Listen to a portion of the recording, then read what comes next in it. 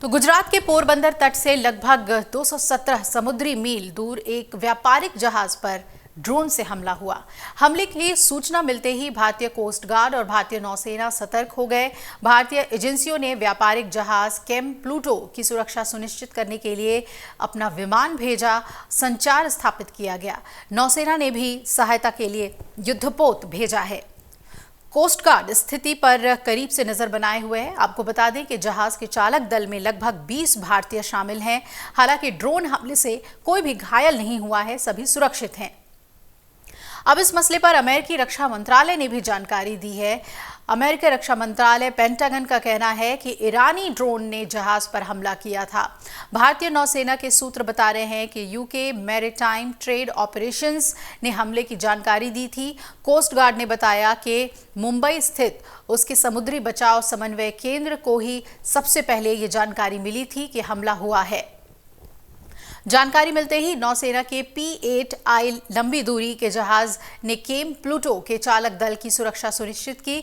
अधिकारियों ने आगे बताया कि हमले के बाद अपने नुकसान का आकलन कर जहाज मुंबई के लिए रवाना हो गया है। अब ये जहाज कोस्ट गार्ड के डोर्नियर विमान की सुरक्षा में ही मुंबई तक का सफर तय करेगा।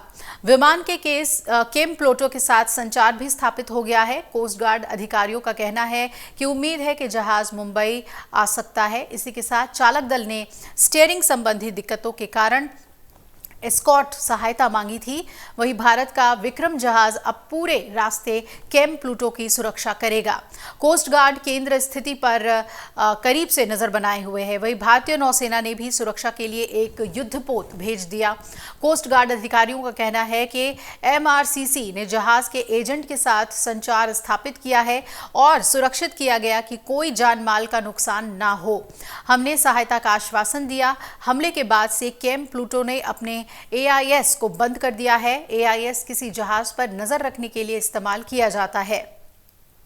UKMTO मामले की जांच कर रही है। ये जहाज सऊदी अरब से भारत के मंगलुरु पहुंच रहा था। बताया जा रहा है कि इस जहाज पर काफी महत्वपूर्ण सामान था और ये व्यापारिक जहाज इजराइल से संबंध रखता है। वहीं अब इस ड्रोन हमले पर अमेरिकी रक्षा विभाग ने बड़ा दावा कर दिया। अमेरिकी रक्षा विभाग ने बताया कि इस जहाज पर हमला ईरान के ड्रोन से किया गया था। अब आपको बता दें कि इस जहाज में कुल 22 लोग सवार हैं, जिसमें से 21 लोग भारतीय बताए जा रहे हैं। इस हमले की सूचना मिलते ही भारतीय नौसेना और कोस्ट गार्ड सतर्क हो गए और भारतीय तटरक्षक बल का जहाज ICGS विक्रम भी व्यापारी जहाज की ओर रवाना हो गया। ताज़ा जानकारी के मुताबिक जहाज विक्रम के साथ मिल गया है और मुंबई की ओर रवाना हो चुका है। गौरतलब है कि इजराइल हमास युद्ध के